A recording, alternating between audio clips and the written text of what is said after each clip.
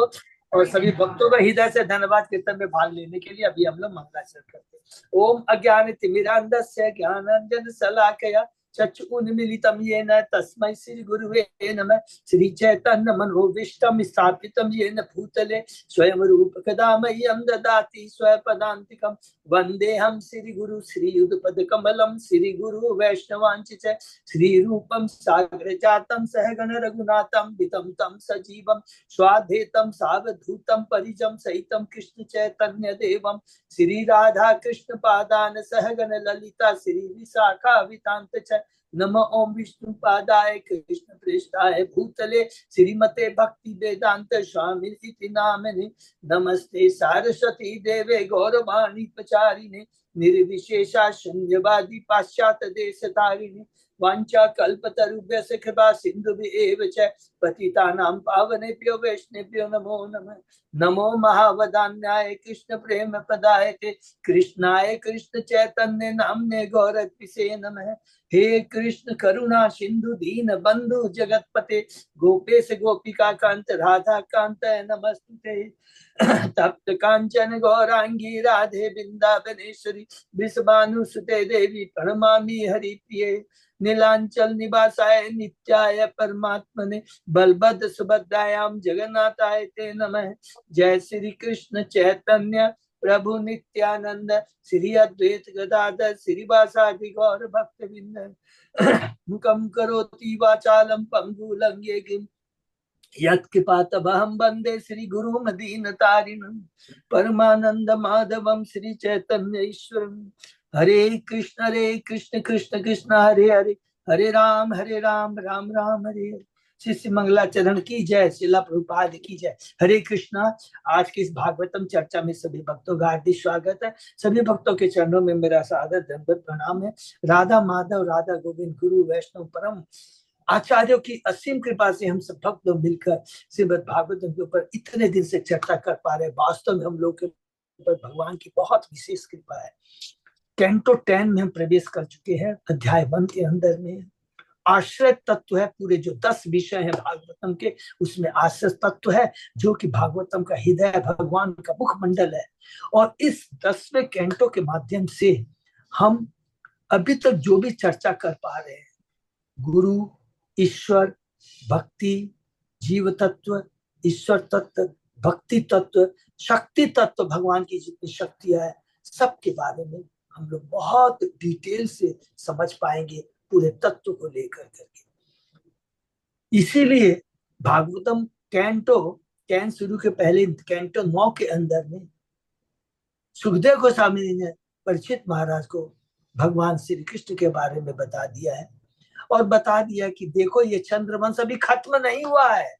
चंद्रवंश में अभी देखो कृष्ण आने वाले हैं। यदुवंश चंद्रवंश खत्म नहीं हुआ। सब याद रखेंगे, चंद्रवंश अभी खत्म नहीं है, चाहे कृष्ण भगवान आए हैं स्वयं।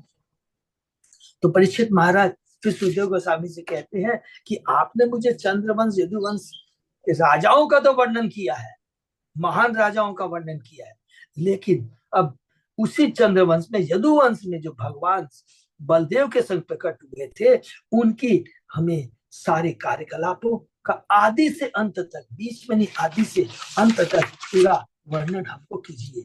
उसके उत्तर में और उसके बाद और प्रश्न करते कहते हैं देखो मैं कितना भाग्यशाली हूं कि मेरा जन्म उस वंश में हुआ है जिसके अंदर में स्वयं भगवान कृष्ण आए और मेरे पितामहों को किस प्रकार उन्होंने विशेष कृपा प्रदान की और कृष्ण के चरण कमलों की नाव में बैठ करके उन्होंने कुरुक्षेत्र जैसे महान युद्ध को जीत लिया। और इस कुरुक्षेत्र युद्ध रूपी सागर के अंदर में इतनी बड़ी बड़ी मछलियां भीष्मदेव जैसी मछलियां थी, लेकिन मेरे पितामह ने उसे बहुत आसानी से पार कर लिया। उसका एकमात्र कारण है कि उन्होंने भगवान श्री कृष्ण के चरणों का आश्रय लिया था। और बहुत प्रश्न करते हैं कि कैसे शंकरसन भगवान पहले माता देवकी के रोहिणी के गर्भ में गए, पिता वासुदेव ने जो कृष्ण को जन्म लिया, कृष्ण क्यों वासुदेव को कहते हैं कि मुझे वृंदावन लेके चलो, और उन्होंने कंस को क्यों मारा, इस प्रकार बोलकर बहुत डिटेल में मुझे बताइए। उत्तर में सुखदेव गोस्वामी जी कहते हैं, एक सबसे पहले कृष्ण के बारे में स्टार्ट करने के पहले कहते हैं कि एक चीज को याद रखना है, जो कि शुरू सब करने के पहले, कि कृष्ण के चरण कमल रूपी जो नाव है वो तीनों लोगों को पवित्र करने वाली है। जब कोई भगवान श्री कृष्ण की लीलाओं का श्रवण कीर्तन करता है तो श्रोता, वक्ता और प्रश्नकर्ता तीनों का उद्धार हो जाता है। उद्धार का मतलब ये नहीं कि बहुत पवित्र हो जाते हैं, कृष्ण प्रेम प्राप्त होता है। उसके बाद में शुरू करते हैं सुखदेव गोस्वामी जी। तो ये स्टार्टिंग थोड़ा याद रखना है कि माता पृथ्वी जब बहुत दुखी हो जाती है अधर्मी राजाओं के भार से, तो ब्रह्मा जी के पास जाते हैं। ब्रह्मा जी कहते हैं मेरे पास भी कोई जवाब नहीं है। वो शिव को, सब भक्तों को लेकर करके भगवान के पास में जाते हैं और भगवान उन्हें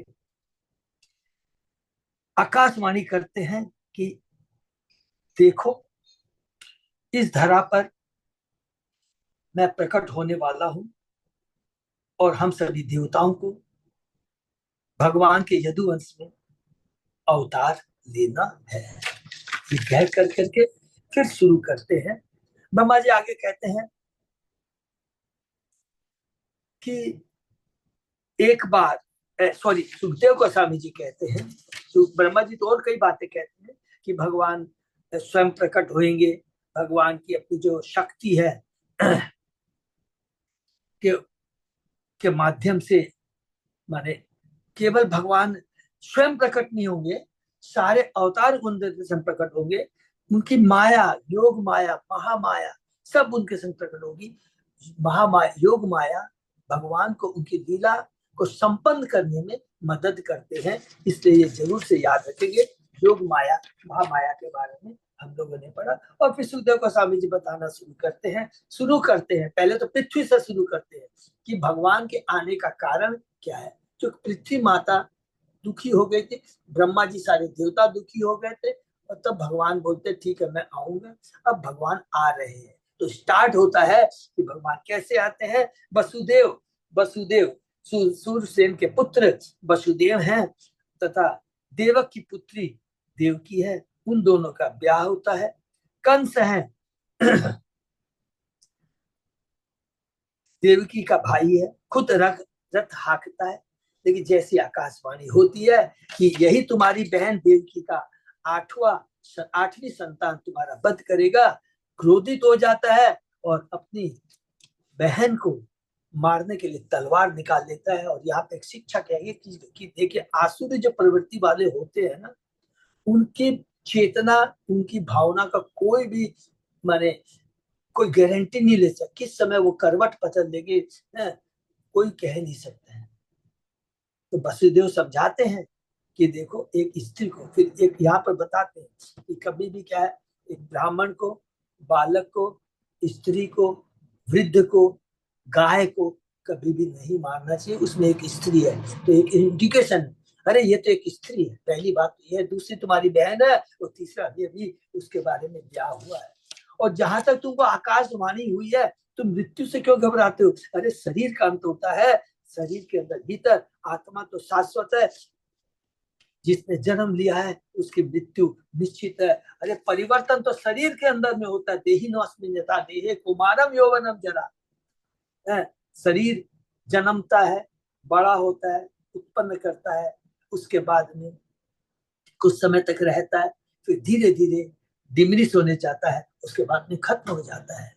ये तो शरीर के परिवर्तन है। तुम तो आत्मा हो, आत्मा की कोई असर नहीं होता। मृत्यु के समय मनुष्य सकाम कर्मों में नियत मन के सोचने, अनुभव करने तथा चाहने के अनुसार शरीर विशेष प्राप्त करता है, जो कि हम लोगों ने बहुत सुंदर पढ़ा। मन के बारे में, भगवान के बारे में पढ़ा, भगवान के स्वयं भगवान किसको कहते हैं उसके बारे में पढ़ा। कृष्ण स्वयं भगवान है। क्यों स्वयं भगवान है? क्योंकि उनसे ही सारे अवतार निकलते हैं और लीला करते हैं, सारे अवतार को अपने अंदर समाहित करके लेके आते हैं। ये भी याद रखना। और अपनी शक्ति है, योग माया, महामाया के बारे में पढ़ा हम लोगों ने। और यहाँ पर मन के बारे में कहते हैं कि जब मनुष्य भौतिक शरीर तो छोड़ देता है 5 तत्वों से, लेकिन जो मन है मन बुद्धि अहंकार सूक्ष्म शरीर को लेकर करके हमारे कर्मों के अनुसार हमें दूसरा शरीर प्रदान करते हैं। इसलिए मन को बहुत इंपॉर्टेंट कहा गया, अर्थात मन के कार्यकलापों के अनुसार ही शरीर विकास करता है। शरीरों के परिवर्तन मन की चंचलता के कारण है, अन्यथा आत्मा तो मूल आध्यात्मिक शरीर में रह सकता है। फिर कहते हैं जब जीवात्मा का मन भौतिकतावादी विचारों में मग्न रहता है तो अज्ञानता के कारण विभिन्न रूपों को अपनी पहचान के रूप में ग्रहण करता है। ये बहुत सुंदर हमने पढ़ा। मन है, अरे मैं हूं, सपन की भांति है, कभी वो सोचता है मैं राजा हूं, कभी रंग हूं, ये हूं। मन है, कभी इधर भागता है उधर भागता है, मैं ये करूंगा मैं ये करूंगा, और ये विचारों के चलते और वो कार्य करता है और उस कार्य के चलते उसके कर्म बनते हैं और उस कर्म के चलते उसको दूसरा शरीर मिलता है। तो मन बहुत इंपॉर्टेंट है।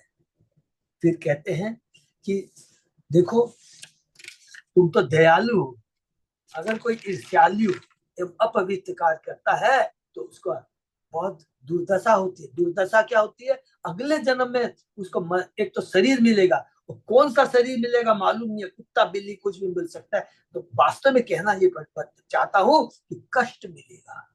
इसलिए कोई भी गलत काम नहीं करना है, कम से कम पुण्य कर्म नहीं करते। भक्ति की तभी बात छोड़ दे, यहाँ पर ये बताता है तुम कम से कम पाप कर्म मत करो। आदमी तो कम से नहीं तो क्या होगा, नरक में भोगना पड़ेगा। और उसके बाद कहते हैं तुम्हारी छोटी बहन तुम्हारी पुत्री के समान है, तुम इसका वध नहीं करना चाहिए। जब वसुदेव ने देखा कि कंस देवकी को मारने के ऊपर ही तुला, जब देखा कि वो मारने पर ही तुला हुआ है, तब वसुदेव ने विचार किया कि मैं दूसरी तरकीब सोचता हूँ। तब वो क्या कहता है कि मैं मृत्यु रूपी कंस को अपने सारे पुत्र देकर देवकी के प्राण बचा सकता हूँ।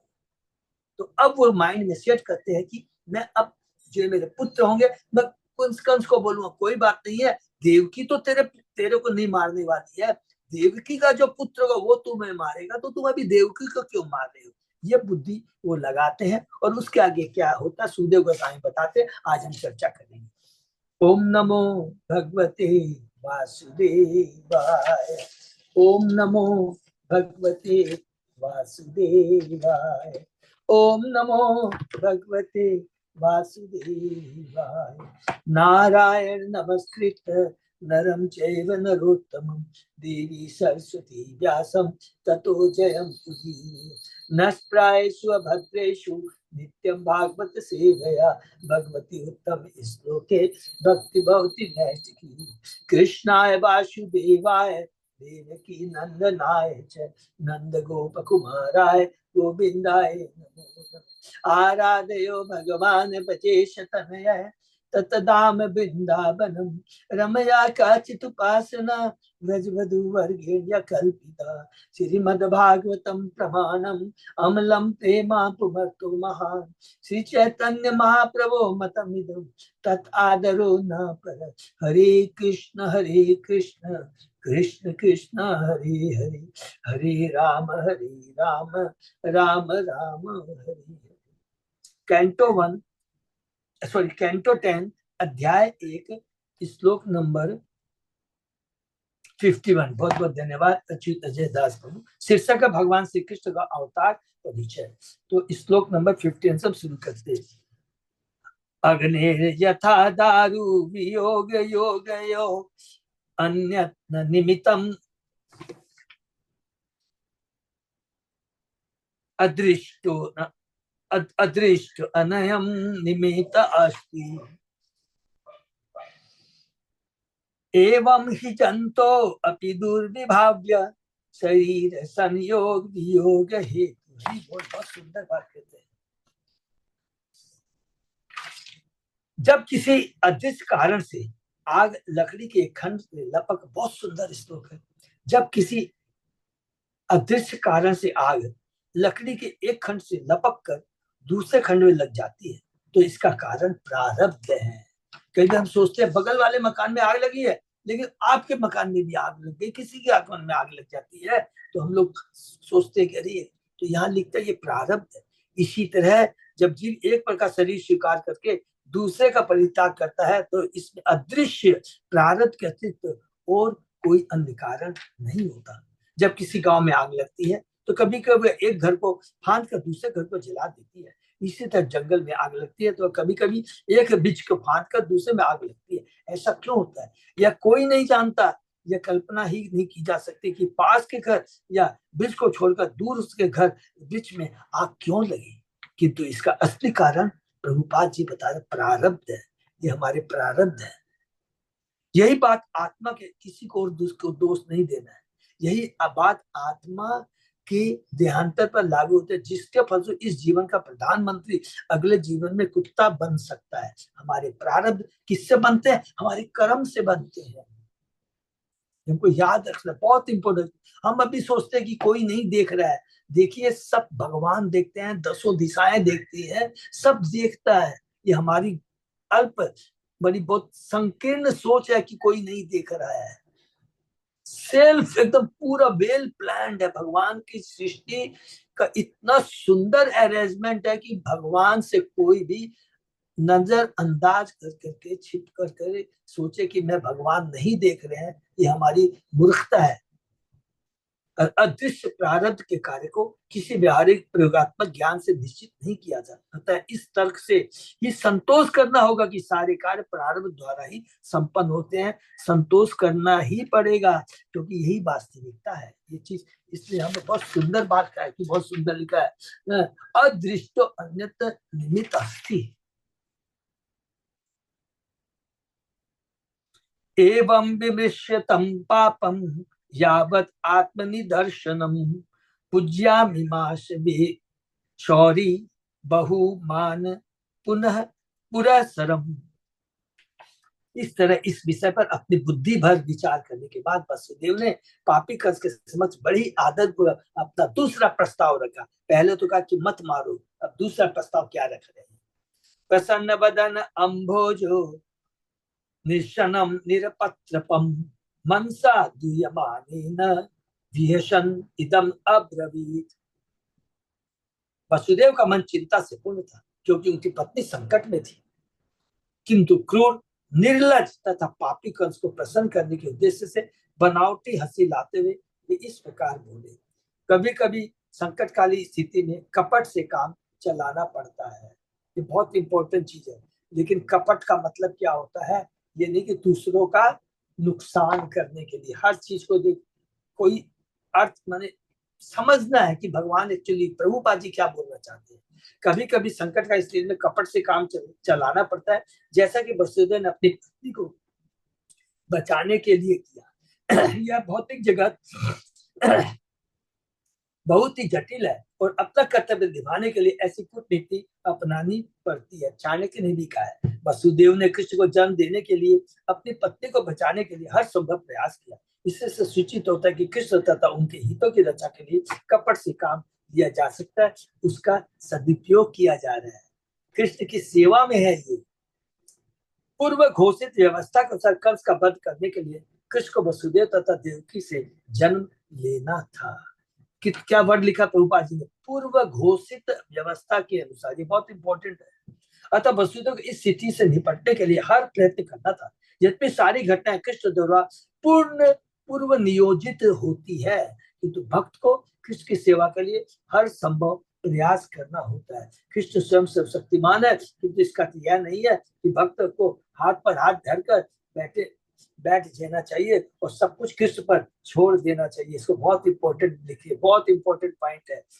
हमारा जो कर्तव्य है मनुष्य का, इसको नहीं भूलना है।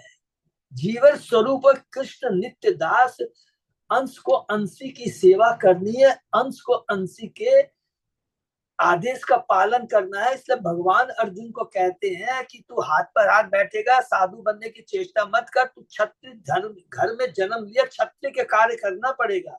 हम इस जगत में आए हैं, भौतिक जगत के नियम का पालन तो करना पड़ेगा, लेकिन परम धर्म को नहीं भूलना है।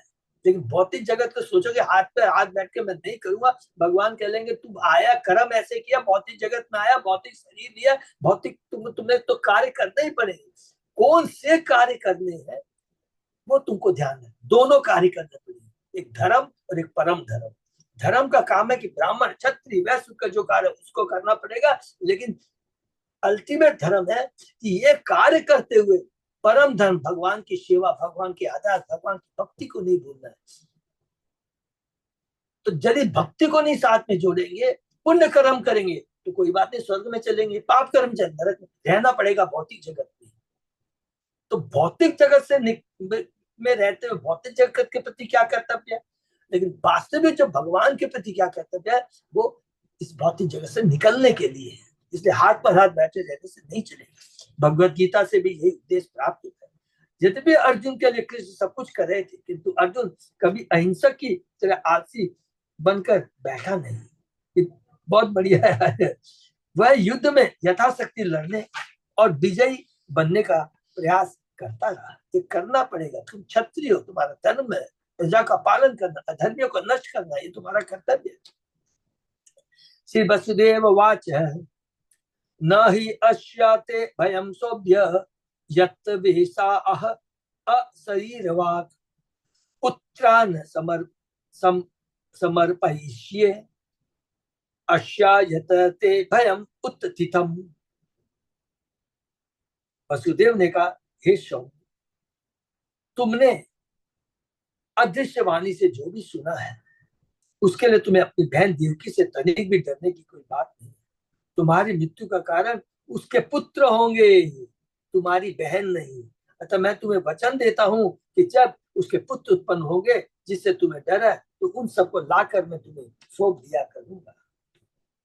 कंस को देवकी से भय था कि उसके 8वें गर्भ से जो पुत्र उत्पन्न होगा वही उसका वध करेगा। इसलिए वसुदेव ने अपने सालों को सर्वाधिक सुरक्षा का प्रदान किया कि वह सारे पुत्र को लाकर उसे दे दिया करेगा। 8वें पुत्र की प्रतीक्षा न करके वह प्रारंभ से ही देवकी के गर्भ से उत्पन्न सारे पुत्रों को कंस के हाथों सौंप देगा। वसुदेव ने कंस के समक्ष वह सबसे उदार प्रस्ताव प्रस्तुत किया। श्री शुकवाच स्वशुभदात निवृत्ति कंस तत्वाक्य सारभित वसुदेवो अपीतम प्रीत सस्य प्राविशद गृहम्। श्री सुदेव गोस्वामी ने कहा, कंस वसुदेव के तर्कों से सहमत हो गया और वसुदेव के वचनों पर पूरा भरोसा करके उसने अपनी बहन को मारने का विचार छोड़ दिया। वसुदेव ने कंस से प्रसन्न होकर और उसे और भी सांत्वना और अपने घर में प्रवेश किया। यद्यपि कंस पापी असुर था, किंतु उसे विश्वास था कि वसुदेव अपने वचनों से कभी डिगा नहीं। देखिए, एक बहुत इंपॉर्टेंट चीज यहाँ पर है कि कंस को मालूम है वसुदेव के बारे में कि बहुत सत्यवादी है, अपने वचनों को वो कभी भी वो वचनों से मुखरेगा नहीं, इतना उसको पूरा ज्ञान है और तुरंत उसकी बात पे विश्वास कर लेता है।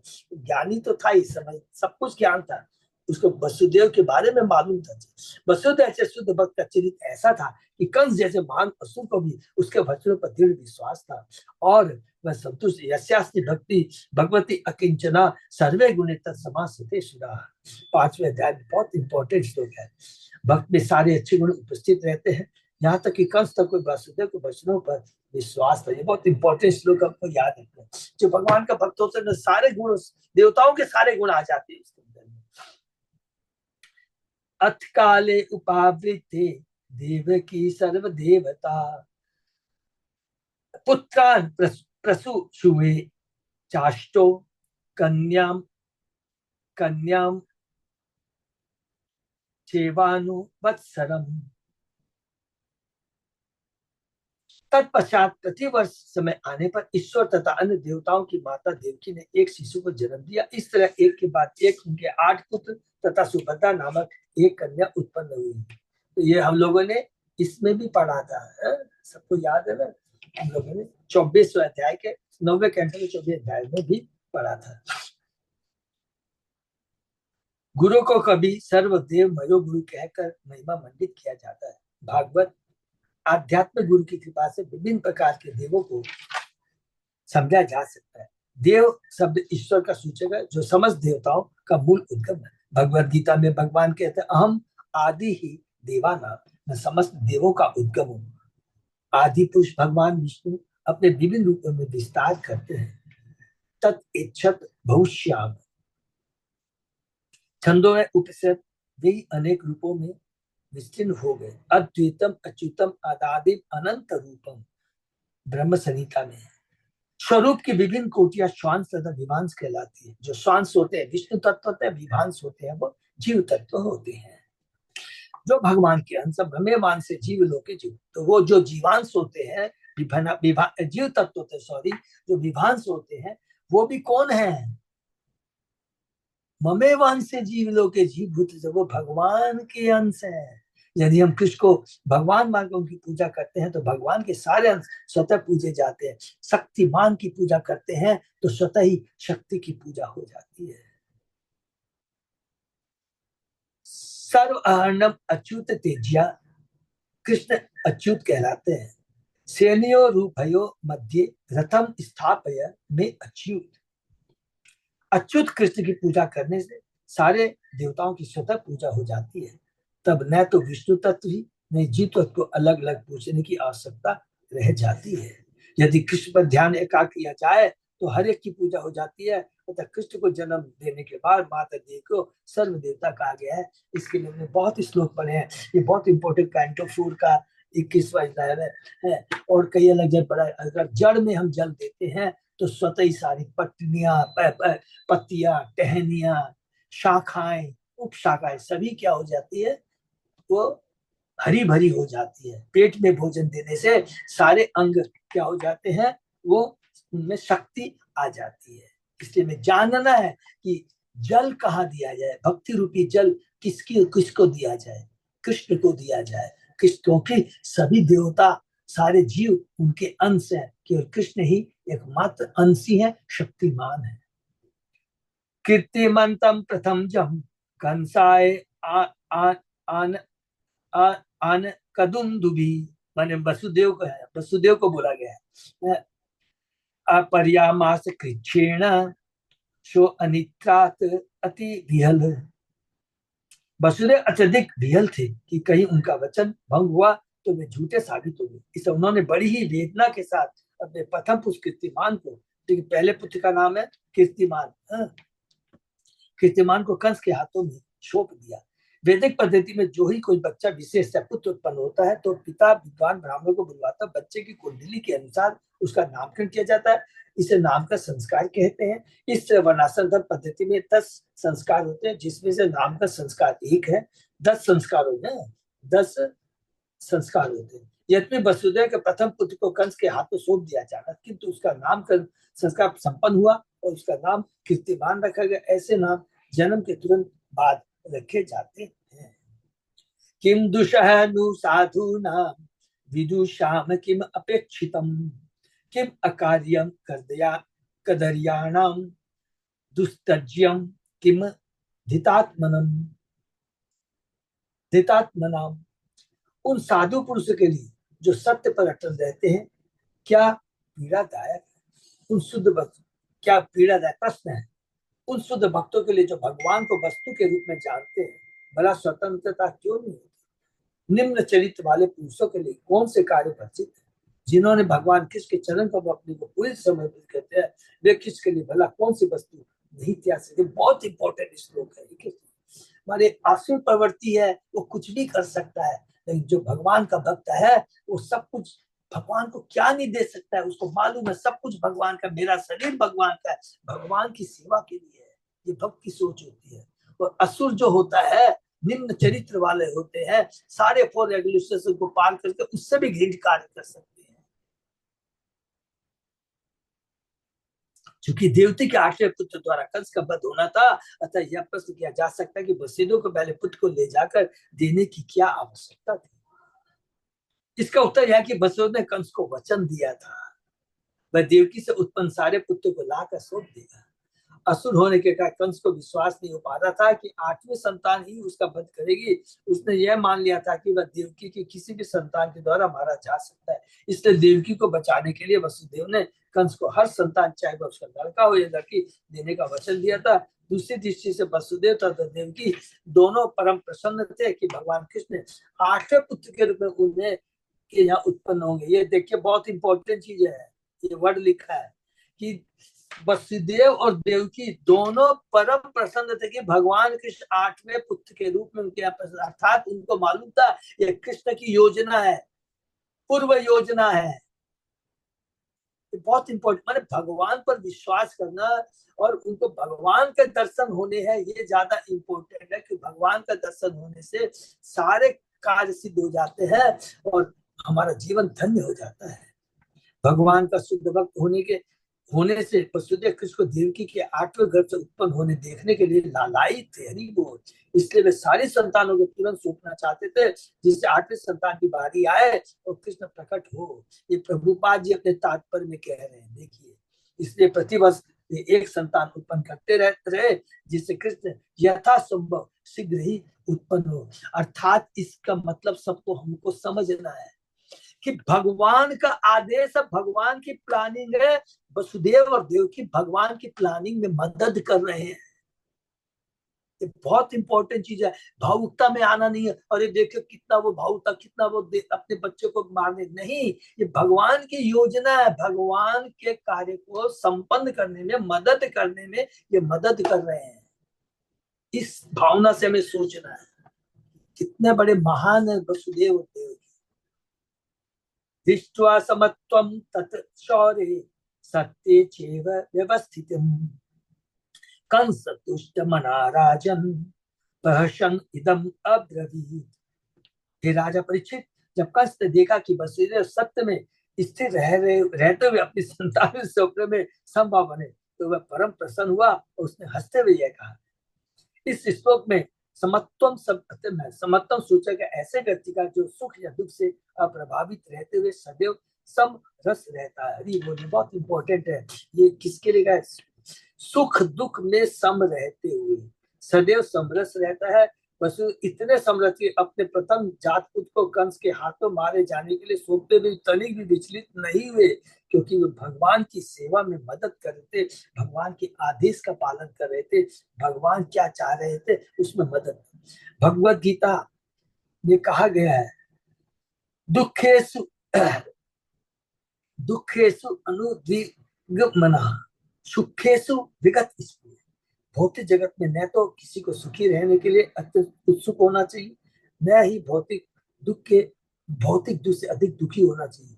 भगवान कृष्ण ने अर्जुन से उपदेश दिया, बहुत इंपॉर्टेंट श्लोक है, 2 श्लोक है। पहला तो ठीक है कि सम क्यों होना चाहिए। मोस्ट इंपॉर्टेंट बात यह है कि दोनों ही टेम्परेरी है, दोनों टेम्परेरी है। सुख है कल चला जा सकता है, दुख है परमानेंट नहीं रहेगा, वो भी चला जाएगा। तो दुख जो टेम्परेरी है घबराना नहीं है, सुख टेम्परेरी है फूल के कुप्पा नहीं होना चाहिए। ये बहुत इंपॉर्टेंट चीज है। और उसके बाद में गीता का ये दूसरा डायलॉग बहुत इंपॉर्टेंट, माता इस पर शास्त्र कौनते शीतोष्ण सुख दुखदा आगम पायनी अनित्य तांत्य शिष्य भारत है। हे कुंती पुत्र, सुख तथा दुख का अस्थायी प्राकृतिक, सुख और दुख का अस्थायी प्राकट, इसको अंडरलाइन कर लेंगे बहुत है। इससे क्या हम बहुत दिव्य ज्ञान मनोबल मिलेगा। मन में जो उतार चढ़ाव आया ना, उसको बराबर शांत रखने के लिए बहुत मदद करेगा। सुख तथा दुख अस्थायी प्राकट्य और कालक्रम में उनका अदृश्य हो जाना शीत तथा ग्रीष्म ऋतु के आने और जाने के तुल्य है। ये भरतवंशी, ये इंद्रिय बोध से उत्पन्न होते हैं, तो मनुष्य को चाहिए कि विचित्र उन्हें सहना से। ये इंद्रिय बोध से होते हैं, ये हमारी भौतिक सोच से होता है। ये हमारी जब भौतिक सोच होती है, लेकिन जब दिव्य सोच होती है, जैसे आध्यात्मिक सोच होती है, जैसे कि वसुदेव और देवकी है, तब हम विचलित नहीं होंगे। देखिए बोलना है यहाँ पर हम लोग थोड़ा जब कर रहे हैं, तो जिंदगी में जब पुत्र के प्रति हम लोग देखते हैं कि भौतिक सुख दुख आना जाना ये तो है, धन आना जला, लेकिन पुत्र के प्रति, पुत्री के प्रति, पति पत्नी के प्रति कभी भी उनसे कोई भी कष्ट मिलता है तो ये हमारे कौन सा वर्ड याद रखेंगे? लिखा है प्रारब्ध के अनुसार होता है। ये नहीं सोचना कि मेरी पति पत्नी पुत्र, प्रारब्ध के अनुसार शत्रु भी पुत्र के रूप में आ सकता है, पत्नी शत्रु के रूप में आ सकता है, पति पत्र शत्रु के रूप में आ सकता है। ये तो संबंध टेम्परेरी है, प्रारब्ध के अनुसार है, हमारे कर्मों के अनुसार है। तो कभी भी विचलित नहीं होना है। अगर ये ज्ञान भगवान का ज्ञान है और आलतू फालतू किसी का ज्ञान नहीं है, गीता का ज्ञान है। ये यदि मन में रहेगा तो हमेशा हम लोग दृढ़ बने रहेंगे। हमारी आध्यात्मिक जो प्रगति, हमारा जो आध्यात्मिक भक्ति में हम लोग क्या है, डिस्टर्ब नहीं होंगे, उसको रोकेंगे नहीं। इसको ध्यान है। इसके लिए हमको सबको एक दूसरे को मदद करना है। देखिए ज्ञान तो हो जाता है, लेकिन इसको प्रैक्टिकल अपने जीवन में अपनाना बहुत कष्टदायक होता है। लेकिन इसमें अगर भक्तों का संग रहता है, भक्ति के भक्तों 100% विजयी होंगे। इसलिए हमेशा किसी के संग प्रॉब्लम आती है तो एक दूसरे को मदद करना चाहिए। ये भी प्रचार है, ये भी एक तरह का प्रचार है, भगवान की भक्ति में सहयोग है। बहुत ध्यान रखिए। सर्वसुख व्यक्ति तथाकथित सुख या दुख से कभी भी विचलित नहीं होता। और वसुदेव जैसे महान भक्त पर तो यह बात विशेष रूप से लागू होती है, जिन्होंने अपने व्यवहारिक उदाहरण द्वारा ऐसा कर दिखाया। वो बोले नहीं है, उन्हें ज्ञान को अपने विज्ञान में परिणत किया, करके दिखाया। वे कंस के हाथों अपनी पहली संतान मारे जाने के लिए सौंपते समय तनिक भी उद्विग्न नहीं थे। ऐसा नहीं कि बाहर से दिखा रहे थे, अंदर से दुखी नहीं थे। लिखा है भगवान कृष्ण जो इंतजार कर रहे थे कि मेरा कृष्ण आएगा, ये मेरे कृष्ण का आदेश है। प्रतियातु कुमारो अयम न ही अस्मात् अस्ति में भयम अष्टमात युवयो गर्भात मृत्यु में विहित किल। हे वसुदेव, तुम अपने बच्चों को वापस ले सकते हो और घर जा सकते हो। मुझे तो तुम्हारी और देवकी की 8वीं संतान से काम है, जिसके हाथों मेरी मृत्यु लिखी है। अपनी लॉजिक अपना रहा है, वो अपनी भौतिक क्या बोलते हैं, वो कृपा दिखा रहा है, अपनी दया दिखा रहा है। इसको बोलते हैं भौतिक कृपा, भौतिक दया दिखा रहा है। अरे भगवान की प्लानिंग तो हो रहा है, भगवान की प्लानिंग को कोई रोक नहीं सकता है। तो भगवान की प्लानिंग में अगर कोई डिस्टर्ब करता है तो भगवान के भक्त आते हैं। अभी नारद जी आके उसका बुद्धि को ठीक करेंगे, बुद्धि को ठीक करेंगे। अभी ये जो है ना आध्यात्मिक दृष्टि, उसकी बुद्धि सही नहीं है, क्योंकि वो उसको छोड़ देगा तो फिर उसको तो अभी 8वीं संतान को आना है। ततो इति सुतमादाय ययो आनक दुंदुभि न अभ्यनंदत तत्वाक्यम अशतो अभिजितात्मन। वसुदेव मान गए और वे अपना पुत्र वापस ले आए, किंतु कंस चरित्रहीन तथा आत्म संयम विहीन व्यक्ति था। अतः वसुदेव जानते थे कि कंस के शब्दों का कोई भरोसा नहीं है। पहले तो अपनी बहन को बहुत प्यार करा, लेकिन जैसे आकाशवाणी हुई कि उसके हाथ उसके 8वें बच्चे को मारेगा, तुरंत अपनी बहन का पूरे बाल पकड़ के, चूल पकड़ कर करके तलवार निकाल लेता है। ये आसुरी प्रवृत्ति होती है। इनका कोई, इनकी भावना भावना कुछ नहीं होती है, अपने स्वार्थ के लिए वो कुछ भी कर सकते हैं।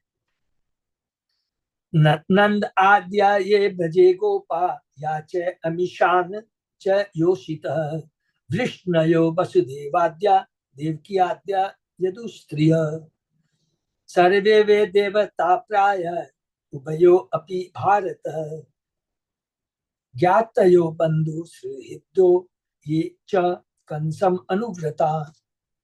हे फ्रांसो में शेष महाराज परिचित, नंद महाराज तथा उनके संगी ग्वाले तथा उनकी स्त्रियां स्वर्गलोक की ही वासी थी। इसी तरह वसुदेव आदि विष्णु तथा देवकी एवं यदुवंश की अन्य स्त्रियां भी स्वर्गलोक की वासी थी। सबको याद है ना कि जब देवता गए थे भगवान के पास में, तो भगवान ने कहा था अरे तुम्हारी सारी पत्नियां देवताओं की पत्नियां यदुवंश में जन्म लो।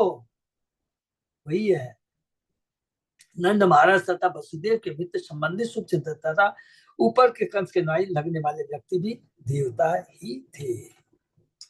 जैसा पहले बताया जा चुका, भगवान विष्णु ने भगवान ब्रह्मा से बतला दिया था कि धरती का कष्ट करने के लिए, हरने के लिए कृष्ण स्वयं अवतरित होंगे। भगवान ने स्वर्ग के समस्त निवासियों को आदेश दिया था कि वे यदु तथा विष्णु वंश के विभिन्न परिवारों में तथा वृंदावन में जाकर जन्म ले। इस श्लोक से पता चलता है कि यदुवंश, वृष्टिवंश, नंद महाराज के सारे मित्र तथा गोप भगवान की लीलाओं को देखने के लिए स्वर्गलोक से अवतरित हुए। जैसा कि भगवद गीता में पुष्टि की गई है कि भगवान की लीलाओं में भक्तों की रक्षा करना तथा असुरों का वध करना सम्मिलित है। भगवान की लीलाओं में, इसको भी ध्यान रखेंगे, भगवान की लीलाओं में भक्तों की रक्षा करना, असुरों का वध करना सम्मिलित। परिता नाम साधन विनाशाय।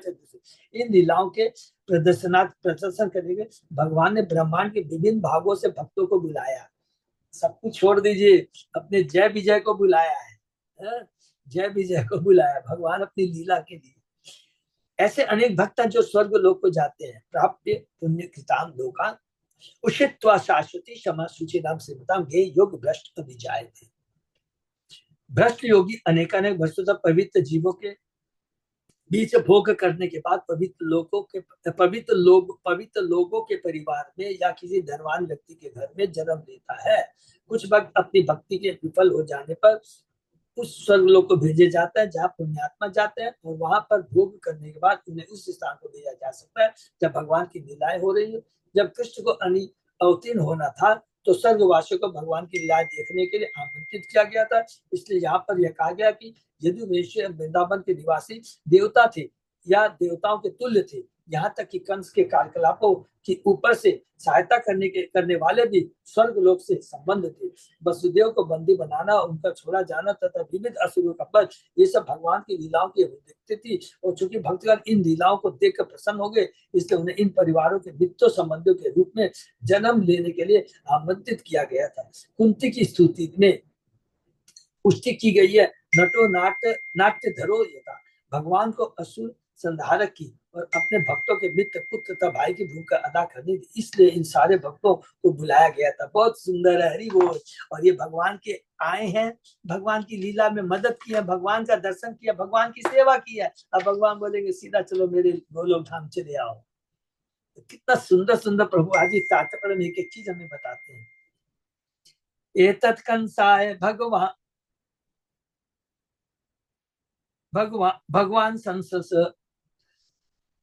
अभ्येत एतत् कंसाय भगवान संसस नारद अभ्येत नारद भूमे भारायमाणानां दैत्यानां च वदोद्यमम्। एक बार नारद मुनि कंस के पास गए, बहुत सुंदर है यहाँ पर, और यह बताया कि पृथ्वी के अत्यंत भार स्वरूप असुर व्यक्तियों का किस प्रकार वध किया जाने वाला है। इस तरह कंस अत्यधिक भय तथा संशय में पड़ गया। यह पहले बतलाया जा चुका है कि माता पृथ्वी ने भगवान ब्रह्मा से भार स्वरूप असुरों से उत्पन्न कर से छुटकारा पाने के लिए याचना की थी, और भगवान ब्रह्मा ने उससे बताया कि साक्षात कृष्ण अवतीर्ण होने वाले हैं। भगवद गीता में कृष्ण कहते हैं, पतिता नाम साधु नाम विनाशाय च दुष्कृतां धर्म संस्थापनार्थाय संभवामि युगे। जब भी असुरों द्वारा भार उत्पन्न होता है और जब भी निर्दोष भक्तों को आसुरी शासक पीड़ित करते हैं, तो भगवान स्वयं समय आने पर अपने असली प्रतिनिधियों को पारिभाषिक शब्द में देवता कहलाते हैं की सहायता से असुरों का वध करने के लिए प्रकट होते हैं। उपनिषदों में कहा गया कि देवतागण भगवान के विभिन्न अंश है। जिस तरह माने विभिन्न अंश है, समझ गए ना, प्लीज सब लोग याद, माने वो भी जीव तत्व है। स्वांश विभांश, विभांश माने जीव तत्व हैं जिनका भौतिक शरीर होता है।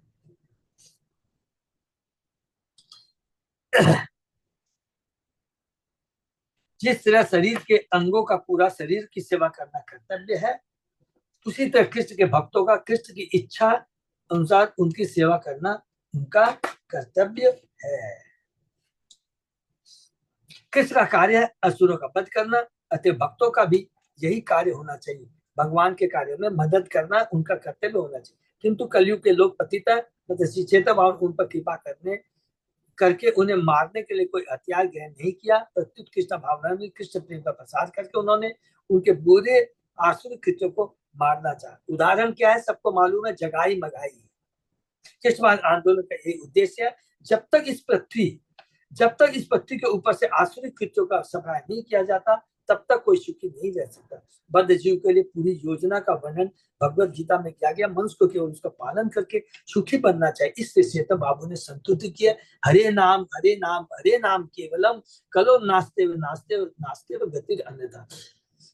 लोगों को चाहिए कि हरे कृष्ण का मंत्र का कीर्तन निरंतर कीर्तन करें, तभी उनकी आसुरी प्रवृत्ति नष्ट होगी और वे उत्तम भक्त बन सकेंगे तथा इस जीवन में तथा अगले जीवन में सुखी रह सकेंगे।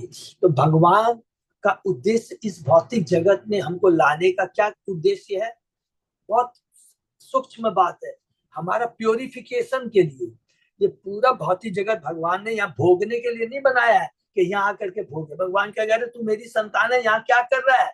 भगवान किसी भी तरह से दंड के माध्यम से, हरि नाम के माध्यम से, अलग अलग युग में भगवान अलग अलग तरीका अपनाते हैं और लक्ष्य एक ही होता है कि उनका उद्धार करना।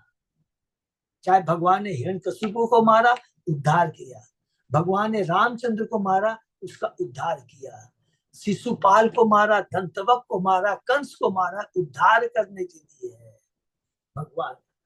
और जब भी, इसलिए कभी भी हमको गुरु डांटता है, कुछ भी होता है, याद रखेंगे हमको ब्रॉड माइंडेड होना है, हमको आध्यात्मिक दृष्टि से देखना। अगर भौतिक दृष्टि से सोचेंगे तुरंत क्रोधित हो जाएंगे, लेकिन यदि ठंडे दिमाग से आध्यात्मिक दृष्टि से सोचेंगे तो बोलेंगे इसने मेरा कितना कल्याण किया, क्योंकि ये मेरे को करेक्ट कर रहा है, मेरा करेक्शन कर रहा है। खाली चापलूसी करने से नहीं होगा, वो तो वास्तव में वो आपका शत्रु है। अगर हमारे कोई दोस्त को कोई बढ़ा के बोलता अरे नहीं नहीं नहीं आपने कुछ नहीं किया, बहुत अच्छा किया, वो वास्तव में हमारा वेल नहीं है, वो हमारा शत्रु है। तो हमें बहुत तत्व के हिसाब से समझना है, बहुत इंपॉर्टेंट चीज है। ऋषे विनिर्गमे कंसो यदुन्मत्वा सुरानिति देवक्या गर्भ संभुत्तम विष्णुम च स्वबंधम प्रति देवकी वसुदेवम च निगृह्य निगडे गृहे जातम जात्म उत्तम तयोरजन संकया। नारद ऋषि के चले जाने पर कंस ने सोचा कि यदुवंश के सारे लोग देवता हैं और देव के गर्भ से जन्म लेने वाली कोई भी संतान विष्णु हो सकती है। हरि बोल। अतः अपनी मृत्यु के भय से कंस ने वसुदेव तथा देवकी को बंदी बना लिया और उनके लोहे की जंजीरें डाल दी। कंस ने इस भविष्यवाणी से संकित होकर कि विष्णु उसका वध करेंगे, हर संतान को इस आशंका से कि वह कहीं विष्णु न हो, एक एक करके मार डाला।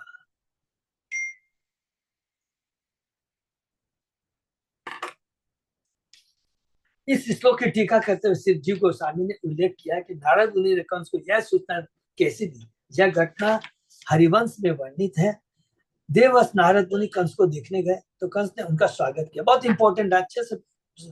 इसलिए नारद ने उसे बताया कि देवकी का कोई एक पुत्र विष्णु होगा। चूंकि कंस का वध विष्णु द्वारा होना था, इसलिए नारद मुनि ने सलाह दी कि देवकी के किसी भी पुत्र को जीवित न छोड़ा जाए। नारद का उद्देश्य था कि इन संतानों की हत्या करने से कंस के पाप कंस बढ़ेंगे, जिससे शीघ्र उसे मारने के लिए कृष्ण अवतरित होंगे। नारद मुनि से आदेश पर कंस ने एक एक करके देवकी के सारे पुत्र को मार डाला। क्योंकि कंस भगवान का आदेश है, भविष्यवाणी है, सब कुछ है। कंस सॉरी देवकी, देव वसुदेव का 8वां पुत्र वध करेगा। इसकी सबको इंतजार है, नारद जी को इंतजार है, इसकी बुद्धि को भ्रमित ना हो जाए, ये दयालु नहीं बन जाए, भौतिक दयालु नहीं, तो भगवान का जो आदेश है, भगवान की जो प्लानिंग है वो डिस्टर्ब हो जाएगी। अजन संकया सब सूचित करता है कि विष्णु कभी जन्म नहीं लेते। अजन, भगवान अजन्मा है, अर्थात जिनका कोई भौतिक जन्म नहीं होता है। अतः कृष्ण के रूप में उन्होंने सामान्य मनुष्य की तरह जन्म लिया। मानुषिक अनुमाशित देवकी तथा वसुदेव से उत्पन्न सारे शिष्यों को मारने का प्रयास किया। यद्यपि वह जानता था कि यदि विष्णु उत्पन्न हुए तो उनका वध नहीं हो सकता। वास्तव में ऐसा हुआ भी कि जब विष्णु कृष्ण के रूप में प्रकट हुए तो कंस उन्हें मार नहीं पाया। प्रत्युत भविष्यवाणी के साथ वह उन्हीं के द्वारा मारा गया है। सिंपल चीज है, क्योंकि ये योजना किसकी है? भगवान की योजना है। तो भगवान की योजना कभी भी विफल नहीं जाती। यह सच्चाई जान लेनी चाहिए कि कृष्ण का जन्म दिव्य रीति से होता है और वे असुरों को मारने के लिए लीला करते हैं कि उनका वध, किंतु उनका वध नहीं किया जा सकता। जब शास्त्रों के माध्यम कृष्ण को इससे समझ लिया जाता है तो मनुष्य अमर हो जाता है, भौतिक जगत से छुटकारा पा जाता है। बहुत इंपॉर्टेंट श्लोक है ये वाला। और पिछले हमने बार बार ये तख्ता देहम पुनर्जन्म नैति मामेति जन्म कर्म चाहे दिव्यमेवं यो वेति तत्वतः है कि मेरा जो जन्म होता है, मेरे जो कार्य होते हैं वे दिव्य होते हैं, आध्यात्मिक होते हैं, कोई भौतिक नहीं होते हैं। और मेरा शरीर भी दिव्य होता है, कार्य भी दिव्य होते हैं। जो ये समझ लेता है उसके साथ जीवन यापन करता है तो पुनः इस भौतिक जगत में उसे वापस नहीं आना पड़ता है। हरि बोल। मातरम पितरम भ्रातृन सर्वांश सुहृद यथा तथा धनंति ही अश्रु तृप्तो त्रिपो लुप्ता राजन प्रायशो भुवि।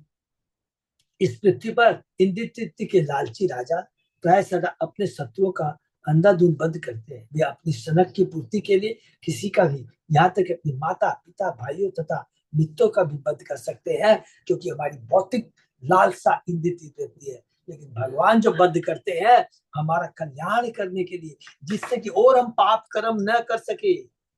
सपोज कीजिए हम थोड़े से पाप कर्म किए, भगवान ने उसको मार डाला, तो और आगे पाप कर्म नहीं करेगा। अगर वो पाप कर्म करते जा रहे चला जाए तो एक जन्म नहीं, दूसरा जन्म, तीसरा, 10, 20, 50 लाख जन्म उसको पशु योनि में, नरक में भोगना पड़ेगा। इसलिए भगवान की प्लानिंग बहुत अच्छी होती है। इसलिए जज, राजा किसी को दंड देता है उसके लिए कल्याण के लिए होता है, और हमें दंड को वेलकम करना चाहिए। ये हमारे प्योरिफिकेशन के लिए होता है। हम भारत के इतिहास में पाते हैं कि औरंगजेब ने अपनी राजनीतिक महत्वाकांक्षी पूर्ति के लिए अपने भाई तथा भतीजों को मारा। वो उसने अपनी इंद्रिय तृप्ति के लिए मारा है, दोनों में कंफ्यूजन नहीं होना है, और अपने पिता को बंदी बना दिया। इस तरह के अनेक दृष्टांत मिलते हैं, और कंस ऐसा ही राजा था। कंस को अपने भांजों को मारने तथा अपनी बहन तथा पिता को बंदी बनाने में तनिक इच्छा नहीं। असुरों के लिए ऐसे कार्य करना कोई आश्चर्य की बात नहीं है। यद्यपि कंस असुर था, किंतु उसे पता था कि विष्णु का वध नहीं किया जा सकता, और इसलिए उसे मोक्ष प्राप्त हुआ। भगवान विष्णु के कार्यों की थोड़ी सी भी जानकारी से मोक्ष मिल सकता है। हरि बोल, कितनी बड़ी बात है। प्रभुपाद जी बोल रहे हैं हरि बोल। कृष्ण को मालूम था कि मैं विष्णु, सॉरी, कंस को मालूम था मैं विष्णु से बच नहीं सकता। ये ज्ञान से भी मोक्ष प्राप्त हो सकता है, और इस तरह उसे मोक्ष प्राप्त हो। भगवान विष्णु के कार्यों की थोड़ी सी भी जानकारी से मोक्ष मिल सकता है। ये बहुत इंपॉर्टेंट पॉइंट है। कंस, देखिए, जानकारी से मोक्ष प्राप्त हो सकता है। थोड़ा इसको और हम लोग ऐड कर देंगे। ज्ञान से अच्छी चीज है, लेकिन जब तक ज्ञान को विज्ञान में परिणत नहीं करेंगे, भगवान का ज्ञान है, अच्छी बात है, लेकिन उस ज्ञान को विज्ञान में परिणत नहीं करेंगे तब तक भगवान के गोलोक धाम नहीं जाएंगे। ये नोट करके रख लीजिए। भगवान, मुक्ति मिल सकती है, विमुक्ति नहीं मिलेगी।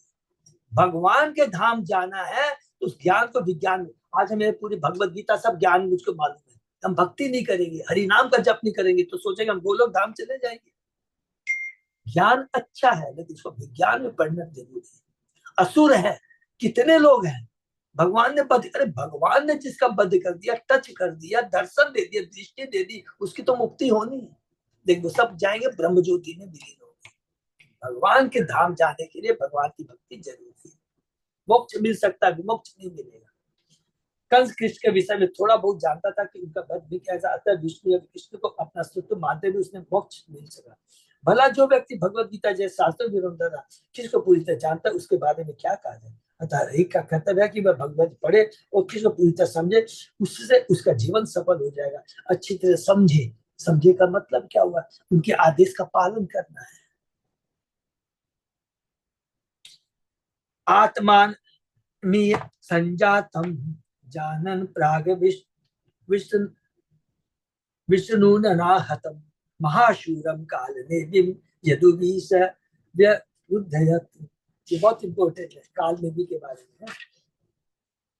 पूर्व जन्म में मैं कंस, काल नेवी नाम का महान असुर था और विष्णु द्वारा मारा गया था। नारद से यह जानकर कंस यदुवंश से संबंधित हर किसी से द्वेष करने लगा। अरे वो देखिए, नारद जी किसका उकसाते हैं। नारद जी बोलते हैं इसका मरना बहुत जरूरी है, देवकी के 6 पुत्रों का मरना बहुत जरूरी है। लक्ष्य क्या है, भगवान को ही आना है। तो वसुदेव वसुदेव की नारद सारे मदद कर रहे हैं भगवान की योजना को सफल बनाने में। बहुत तत्व से समझना, बहुत अच्छी चीज गीता में, भागवतम में श्लोक है। जो व्यक्ति राक्षस होते हैं, भगवान के शत्रु होते हैं, वे असुर कहलाते हैं। जैसे भगवत गीता में कहा गया है कि भगवान के प्रति असुरगण जन्म जन्म असुर पर जन्म लेते हैं और घोर अंधकार में नरक को जाते हैं। तो हम लोग आज यहीं पर विराम कर देते हैं, क्योंकि ये जो 69 श्लोक है ना, शायद हो सकता है ये पूरी एक क्लास ले ले। तो प्रभुपाद जी की बहुत बड़ी कृपा है, इन्होंने बहुत डिटेल में कई एक एक शब्दों की बहुत डिटेल में व्याख्या की है। ठीक है, तो हरे कृष्णा। ये विराम दे तो बहुत सुंदर लग रहा है। हम लोग को मालूम तो है, देखिए कि किस प्रकार भगवान श्री कृष्ण ने प्रकट हुए देवदेव की, लेकिन एक एक तत्व को समझकर आगे बढ़ेंगे ना तो बहुत हमें अच्छा लगेगा। तो समरी ये है, संक्षेप में यही है। केवल आज की जो हम लोग ने क्लास किया उसमें संक्षेप में एक ही चीज समझेंगे, हमें भगवान के आदेशों का पालन करना है, हमें ज्ञानी नहीं बनना है, मुझे सब गीता भागवत सब नहीं सेवा करनी है। इसीलिए भगवान ने कहा कि जो आप देखेंगे जो भगवान की सेवा करता है भगवान के तुरंत धाम चला जाता है। छोटी सी भी सेवा भगवान के आदेश का पालन करता है तो हमें गोलोक धाम देके चली जाएगी। पूरी भागवतम में कहीं भी आप लीला देख लीजिए, कभी भी भगवान ने कहा नहीं कहा तुम ज्ञानी बनो, तुम मेरे आदेश का पालन करो। और आदेश क्या है? मेरी भक्ति करो। आदेश क्या है? दूसरों को मेरी भक्ति का प्रचार करो। अब बोलेंगे भक्ति क्यों करें? क्योंकि भगवान की भक्ति वो आध्यात्मिक शक्ति है, उसमें इतनी दिव्य शक्ति है कि भगवान न चाहते हुए भी, देखिए बहुत करीब माने बात ध्यान से सुनेंगे, भक्ति की इतनी शक्ति है कि भगवान कहते हैं कि मैं भी कुछ नहीं कर सकता, उसका कल्याण होना या मेरे धाम आना ही आना है। क्योंकि ब्रह्मा जी ने ये बात कही थी, तते अनुपम सुभिक्ष मानो। ये वाला श्लोक है 10वें अध्याय का, कैंटो 10 का 14वें अध्याय का 8वां श्लोक, हमेशा इसको याद करेंगे। उसमें लिखा है कि जो भगवान की भक्ति करता है, उसमें 2 चीज लिखा है, तो वो ये समझ जाता है कि ये जो कष्ट आ रहे हैं ये मेरे प्रारब्ध का फल है, इसमें भगवान की गलती। और ये कष्ट, इस कष्ट को एक बार मैं भगवान की भक्ति की शक्ति को, भगवान की शक्ति को अपना आधार बना करके इस कष्ट को झेल लेता हूं और भक्ति कंटिन्यू रखता हूं, तो मैं भगवान के धाम जाने का अधिकारी बन जाता हूं, जिस प्रकार एक पुत्र अपने पिता की संपत्ति का अधिकारी बन जाता है। भागवतम में भी आप देखेंगे, सॉरी चेतन चरितामृत में भी देखेंगे, भगवान के आने का कारण राधा रानी की भक्ति कैसी है। मेरे में ऐसा क्या है जिसके प्रति राधा रानी आकृष्ट होती है, खुद होती है कि भगवान में ऐसा है, भगवान की भक्ति में ऐसा, क्योंकि वो दिव्य है, दिव्य शक्ति है जो स्वतः सेल्फ हमको सेल्फ प्योरिफिकेशन प्रोसेस है। इसलिए हमें भगवान की भक्ति करनी है और भक्तों का प्रचार करना है। हमें ज्ञानी नहीं बनना, भक्त बनना, सेवा करना है। हरे कृष्णा, ये चीज हमको यहाँ याद रखेंगे, इसको ध्यान रखेंगे तो हमें बहुत लाभ होगा, हम भक्ति में आगे बढ़ पाएंगे। ठीक है, इसलिए हमारे सब लोग भक्त कर रहे हैं, मुझे बड़ा अच्छा लग रहा है। हम लोग अभी इस बार देख रहा हूँ मैं, बहुत सब लोग भक्ति में बहुत अच्छी सेवा कर रहे हैं, बहुत अच्छा। हम लोग मिलकर एक दूसरे को प्रोत्साहित करेंगे तो जरूर अवश्य अपने जीवन के लक्ष्य को प्राप्त कर सकेंगे। पे विराम देते। किसी का कोई प्रश्न है? मन को बहुत हमेशा भक्ति में ला के रखना है। मन की बात याद आ गई तो वो जब कल कौन पूछ रहा था ना, कौन सा श्लोक, सर्वोपाधि विनिर्मुक्तम तत्पति। तो ये एक्चुअली क्या है, मैं जस्ट पूरा चेतन, हाँ सर्वोपाधि, ये चेतन चरिता में भगवान ने चेतन महाप्रभु ने रूप गोस्वामी को कहा था, रूप गोस्वामी ने इसे भक्ति रसायन सिंधु में दिया है। ये तो ठीक है, हम लोग को मालूम है, लेकिन माता जी कहाँ से आया तो शायद मैं चेक करूंगा कि चेतन चरित्र में कहीं लिखा हुआ कि यहाँ से भगवान ने कोट किया, चेतन महाप्रभु ने कोट किया, हो सकता है वो चेक करेंगे। वैसे तो दोनों जगह है, चेतन चरितामृत में भी है जो कि भगवान ने रूप गोस्वामी का, और रूप गोस्वामी ने उसी चीज को कोट किया है किसके अंदर में, भक्ति रसामृत सिंधु। भक्ति रसामृत सिंधु में तो सबको माना अन्य विलासिता ज्ञान कर्मादि कर्माता सर्वोपाधि विनिर्मुक्तम सब है, लेकिन वो कहाँ से आया थोड़ा सा मैं देख के बताऊंगा। ठीक है माता जी, यदि है तो। हरे कृष्णा, ये पे विराम देते हैं, और अगर किसी का कोई प्रश्न है तो बताएंगे।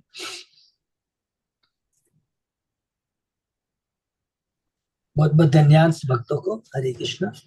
अच्युत अजय दास प्रभु, कोई अनाउंसमेंट है प्रभु? नहीं प्रभु, बस ठीक है। हम लोग को वो हरे कृष्णा, दंडोत प्रणाम। हमारे क्या नाम नरसिंह चतुर्दशी है, उसका थोड़ा ध्यान रखना है। और दूसरा जो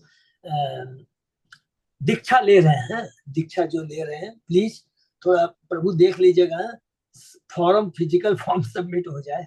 जो नहीं किया उसके अच्छा, उसके अंदर में ना अपना डिसिपल कोर्स का सर्टिफिकेट भी लगाना है और एक एक फोटो भी लगानी है। दो चीज में थोड़ा वो ध्यान रखेंगे सब लोग हैं यहाँ पर जो जो दीक्षा ले रहे हैं, नंबर 1। और प्रभु हरे जी, हम लोग का डिसेबल कोर्स अभी रिजल्ट हम लोग के पास आया ही नहीं था, उन्हीं के पास है प्रभु जी हम के पास। ले लेंगे प्रभु माता जी। वो प्रभु ले लेगा, चिंता मत मत कर देना। कीजिए, उसके लिए नहीं रुकेगा आपका, उसके लिए तो प्रभु मैं सुमन को भी बोल दूंगा, सुमन प्रभु को, और अच्युत अजय दास प्रभु भी बोल देंगे, उसके लिए नहीं रुकेगा, उसके लिए कर दूंगा, नहीं। कल कंप्लीट कर, मंदिर जाऊंगा, कल ले लूंगा। प्रभु जाएंगे, या प्रभु आपको टाइम नहीं मिले तो किसी को भेज दीजिएगा, नहीं तो मैं भी भेज दूंगा, देख लीजिएगा, नहीं तो मैं।